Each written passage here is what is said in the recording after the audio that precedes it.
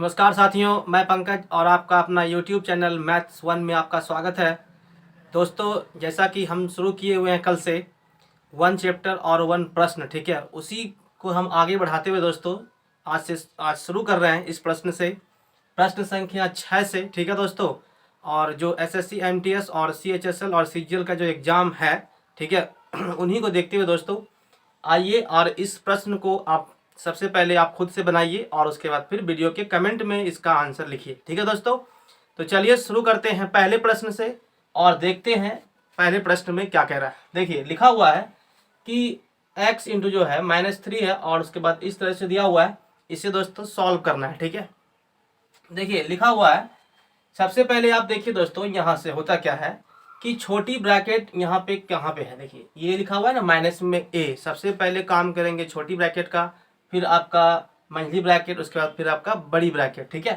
जैसे कि आप बोर्ड मास में पढ़े होंगे, ठीक है, उसी अकॉर्डिंग से हम इसको सॉल्व करेंगे। जैसे दोस्तों यहाँ पे लिखा हुआ है, और एक बात इसमें ध्यान रखिए, जहाँ तक ब्रैकेट है, ठीक है, पहले यहाँ तक काम कर लेंगे, फिर प्लस है, फिर उसके बाद उसको आगे बढ़ाएंगे, ठीक है।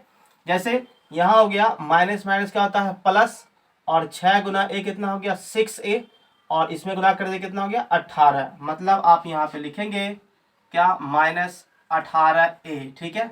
और देखिए दोस्तों यहाँ पे x भी लगा हुआ है, इसमें गुना कर लीजिए x से। तो इन सभी का काम हो गया कंप्लीट, ठीक है। फिर क्या है प्लस वहाँ पे 6 लिखा हुआ है। आगे देखिए, फिर आप समझिए यहाँ से ये क्या हो गया, माइनस माइनस क्या होता है प्लस, और ये हो गया आपका 3a, 3 दिहाई कितना हो गया 9। मतलब यहाँ पे आप लिखेंगे माइनस में 9a, ठीक है। समझ गए यहाँ तक। अब देखिए वहाँ पे दोस्तों क्या लिखा हुआ है, बराबर लिखा हुआ है आपका 6a। यहाँ तक कोई दिक्कत नहीं। अब इसे दोस्तों हमको सॉल्व करना है, ठीक है। तो अब देखिए इसे सॉल्व कैसे करते हैं। ये माइनस में यहाँ पे लिखा हुआ है, इसको दोस्तों आप क्या कीजिए, उस साइड सबसे पहले आप भेज दीजिए, ठीक है। एक काम देखिए, और यहाँ पे ये 6 जो है ना, इसके साथ दोस्तों इंटू है ना। जब वो इसमें इंटू है तो इसी तो गुना करना पड़ेगा हमको, है ना। जैसे कि अब यदि हम इसमें गुना कर रहे हैं तो यहाँ पे दोस्तों क्या लिखाएगा, आप देखिए ये हो गया माइनस में 18ax प्लस कितना हो गया ये 9 छक 54, यानी कि प्लस माइनस यहाँ पे क्या होगा माइनस में आपका होगा 54a, ठीक है, बराबर आपका हो गया कितना 6a।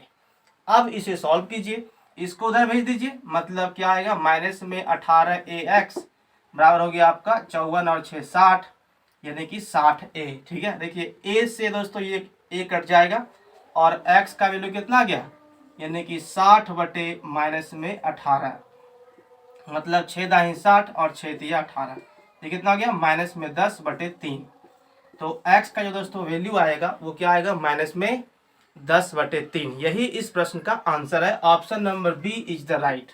समझ गए होंगे दोस्तों। देखिए सिंप्लीफिकेशन से इस तरह के प्रश्न TCS लगातार हर एक एग्जामों में पूछता रहता है, ठीक है। अब देखिए दोस्तों हम आते हैं सवाल नंबर 6 पे। इसे कैसे बनाते हैं आप इसे भी समझिए, ठीक है। देखिए लिखा हुआ है सवाल नंबर 6 में कि दो संख्या का लोसो दिया हुआ है 2079, ठीक है। फिर आप आगे कह रहा है कि उसका मोसो कितना है 27। यदि एक संख्या 189 है तो दूसरी का मान क्या होगा, ठीक है। देखिए यानी कि आपसे ये दोस्तों पूछ रहा है कि दो संख्या है, एक इसका फॉर्मूला है। देखिए आप जानते होंगे कि पहली संख्या गुना दूसरी संख्या, ठीक है। ये आपका हो गया दो संख्या गुणनफल। इसमें दोस्तों होता क्या है, यानी कि लोसो एंड एक होता है मोसो, ठीक है। यानी कि दो संख्या का जो गुणज जब करेंगे तो क्या आएगा लोसो इंटू मोसो आएगा, ठीक है। अब आगे समझिए, इसमें दोस्तों लिखा हुआ है कि यदि एक संख्या का मान कितना है 189 है, दूसरा आपसे दोस्तों पूछा है, और यहाँ पे देखिए इसका लोसो कितना है 2000 लिखा हुआ 79, और इंटू कितना हो गया 27। आप 10 से 15 सेकंड में भी इसे सॉल्व कर सकते हैं आराम से। देखिए जैसे दोस्तों यहाँ पे अब इसे सॉल्व करना है तो अब देखिए ये जो है ना इनटू में तो यहाँ आ जाएगा, मतलब आप यहाँ लिखेंगे दूसरी संख्या और क्या होगा, ये गुना में है, ये यहाँ से यहाँ आ जाएगा, मतलब 189, ठीक है। ये दोस्तों आ गया। अब इसे सॉल्व कीजिए तो देखिए यहाँ से ये कटेगा 27 से 7 मरते में, ठीक है।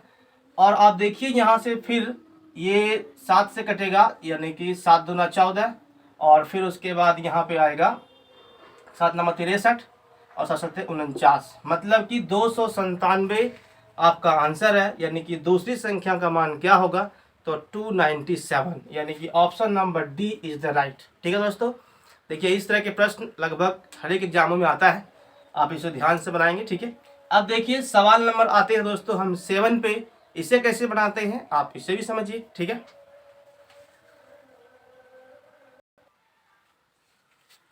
देखिए दोस्तों इस प्रश्न को, इसमें लिखा हुआ है 7 नंबर में कि एक आदमी जो है वह 7 बेटे, 3 बेटी और 5 भतीजे के बीच बांटने के लिए 12,600 रुपये की राशि रखता है। ठीक है, यदि प्रत्येक बेटी को प्रत्येक भतीजे से 3 गुना और प्रत्येक बेटे को भतीजी का 7 गुना मिले, ठीक है, तो बताइए कि प्रत्येक बेटी को कितना कितना पैसा मिला।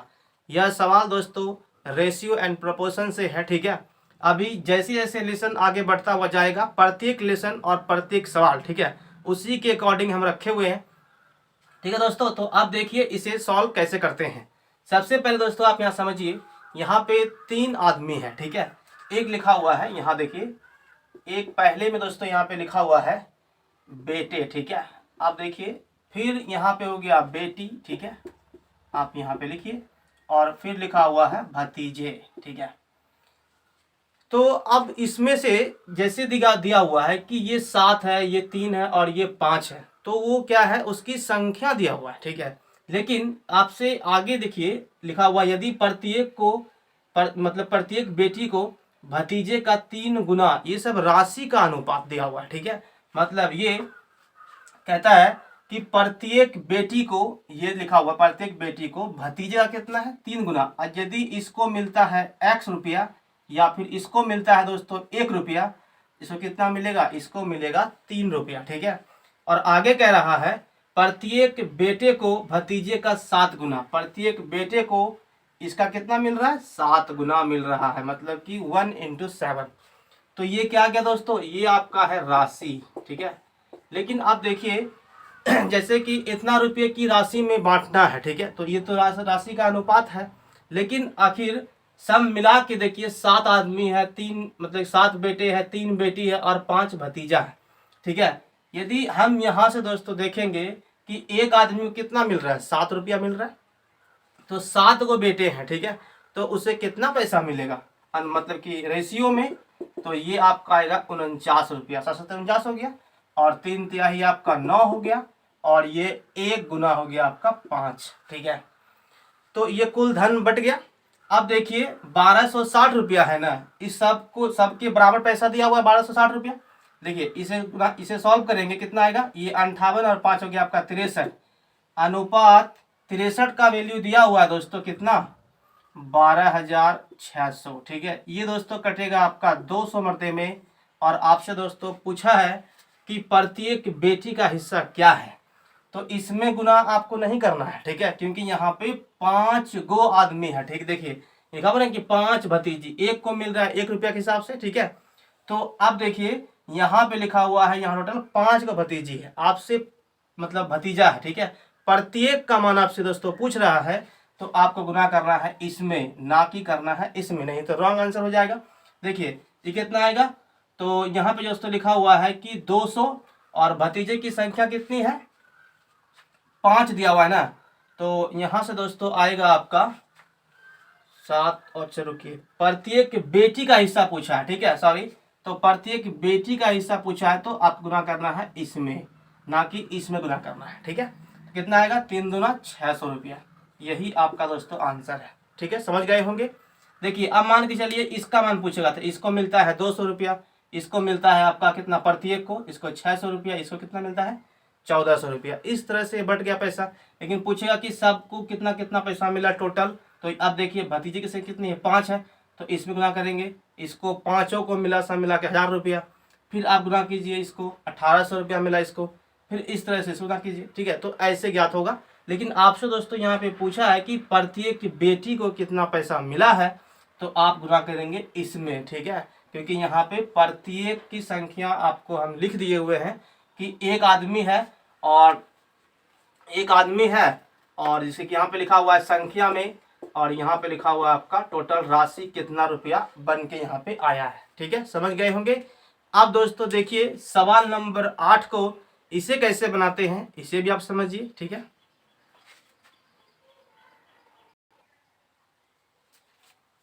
देखिए दोस्तों सवाल नंबर 8 को अब इसे कैसे बनाते हैं। यह सवाल औसत से है, ठीक है, एवरेज से। अब इसमें देखिए दोस्तों लिखा हुआ है कि यदि गुलजार की वर्तमान आयु में 6 साल को माइनस कर देते हैं, ठीक है, तो शेष को यदि 18 से भाग दिया जाए तो अनूप की आयु प्राप्त होती है। महेश की आयु 5 वर्ष तथा अनूप जो है महेश से 2 वर्ष छोटा है, तो बताइए कि गुलजार की वर्तमान आयु क्या है। देखिए इस तरह के प्रश्न औसत से, ठीक है, इसी दोस्तों कैसे बनाते हैं आप इसे समझिए। सबसे पहले लिखा हुआ है, मान लीजिए कि यदि गुलजार की वर्तमान आयु हमें पता नहीं है, ज्ञात नहीं है, ठीक है, तो इसमें हम मान लेते हैं कि गुलजार की आयु जो है ना वो x है, या तो फिर गुलजार की आयु सिर्फ इसको हम माने हुए, समझ गए। अब देखिए तो गुलजार की आयु में 6 साल को आप पहले घटाइए, ठीक है, सॉरी 6 को घटाने के लिए कह रहा है तो 6 माइनस कर दिए। ठीक, जैसे प्रश्न कह रहा है आप उसी तरह से बनाइए। तो शेष जो है ना जो आया हुआ है घटने के वजह से हम आपसे कहे कि 12 में से 5 घटाइए, कितना बचेगा 7। शेष को आप 3 से दीजिए भाग। यही बोल रहा है कि गुलजार की वर्तमान आयु में 6 को घटाते हैं तो जो बचता है ना शेष, इसे 18 से बोल रहा है भाग देने के लिए, तो अनूप की आयु जो है ना प्राप्त होती है। मतलब इधर हम मान लिए ए, समझ गए यहाँ तक।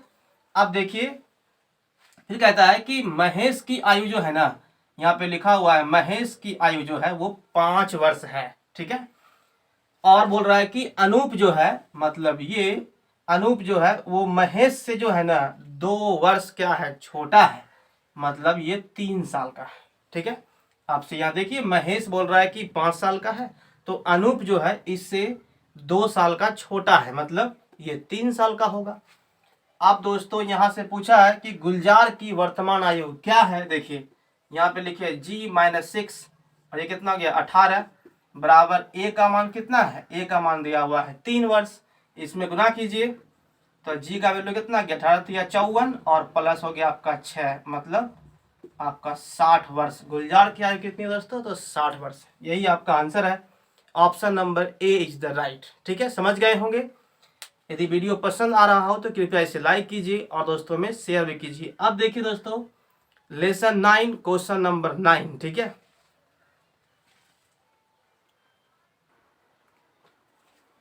देखिए दोस्तों सवाल नंबर 9 को आप इसे कैसे बनाते हैं आप इसे भी समझिए। यह सवाल दोस्तों आपका साझा से है, ठीक है, साझा बोले तो पार्टनरशिप।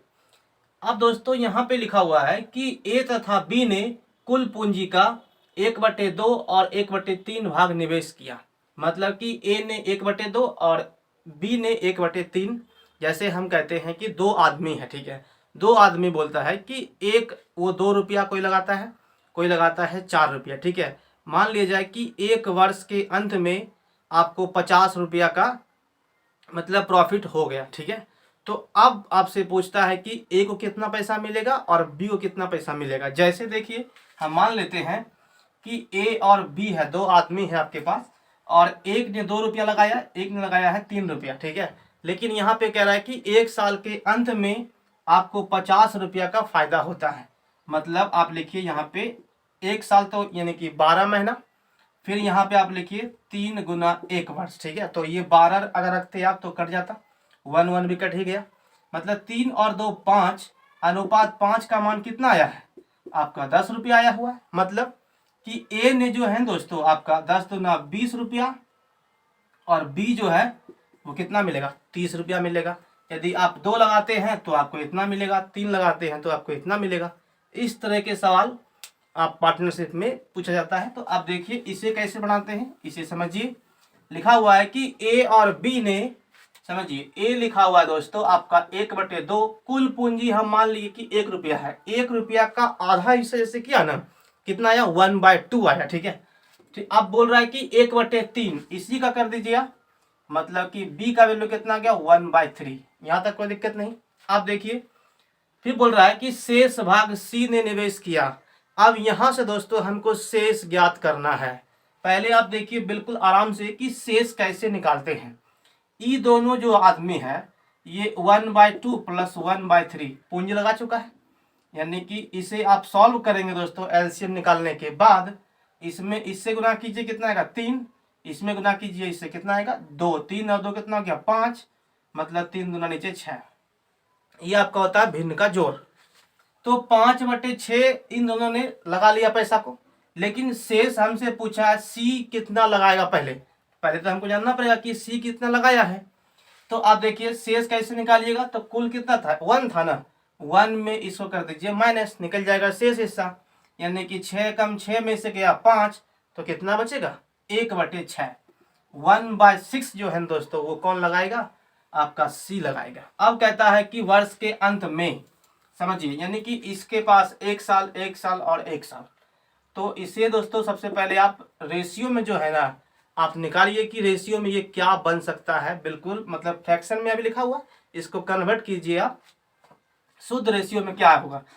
आप देखिए 2, 3 और 6 है, इन सब का आप एलसीएम निकालिए। आपको एलसीएम तो निकालना है ही नहीं। देखिए कुछ वैसा अंक से गुना करेंगे जो कि इस नंबर से सभी से कट जाए। मतलब यदि दोस्तों आप यहाँ पे आप 12 मानते हैं, नहीं तो आप 6 मान लीजिए, ठीक है, क्योंकि 6 से सब कट जाएगा। तो ये हो गया और 3 दूना 6 और ये हो गया 2 3 6, कितना आ गया 3:2:1। मतलब एक ने 3 रुपया लगाया, एक ने 2 रुपया लगाया और एक ने 1 रुपया लगाया, ठीक है। देखिए लाभ कितना हो रहा है वर्ष के अंत में, इन सभी में दोस्तों 1 और 1 से हम गुना कर चुके हैं, ठीक है। मतलब आपसे बोल रहा है कि 1 साल में कितना आपका लाभ हो रहा है 9696 रुपया, ठीक है। तो यहाँ गुना कीजिएगा आप 12 महीना से 12 महीना से 12 महीना से 12 12 सब क्या होगा कट ही जाएगा, तो उसको लिखना नहीं है। 3 2 5 और 1 कितना हो गया 6 हो गया दोस्तों। 6 अनुपात का मान कितना दिया हुआ है, ये दिया हुआ है 9 6 एंड 9 6। इसे सॉल्व करेंगे तो सी का हिस्सा आएगा। देखिए ये आएगा आपका 1 रेशियो के बराबर। तो सी का मान पूछ रहा है, जो आएगा 1 से गुना करेंगे तो वही रह जाएगा। मतलब 6 एकम 6 और 6 के 36, 6 एकम 6 6 के 36, कितना आ गया 1616 रुपया। यानी कि जो आया ये गुना कीजिए 1 में, मतलब कि सी के हिस्से में। तो 1616 रुपया किसको मिलेगा, आपको सी को मिल जाएगा, ठीक है। समझ गए होंगे। यदि वीडियो पसंद आया हो तो कृपया इसे लाइक कीजिए और दोस्तों में शेयर भी कीजिए, ठीक है दोस्तों। अब मिलते हैं अगले वीडियो में, तब तक के लिए थैंक यू एंड जय हिंद।